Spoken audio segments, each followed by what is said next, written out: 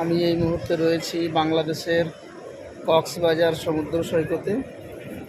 আমার পিছনে বিল্ডিংগুলো রয়েছে, এগুলো হচ্ছে হোটেল। আর আমি একটা 30 টাকা পার আওয়ারের হিসেবে আমি আপনার এই বসার জায়গা নিয়েছি এবং ছাতা লাগানো। রোদ, চরম রোদ, মানে রোদে বাইরে দাঁড়ানো খুব মুশকিল। এই যে সমুদ্র সৈকতটা দেখাচ্ছি আপনাদেরকে। এই যে এদিকে সামনে সমুদ্র, এখানে বিভিন্ন সুবিধা রয়েছে। দেখুন, বোটিং আছে, হর্স রাইডিং আছে, তারপরে স্কেটিং আছে, বিভিন্ন ধরনের সুবিধা রয়েছে।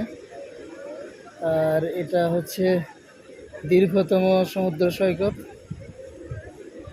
এই যে সামনে এদিকের অংশটা দেখুন, এদিকে পুরো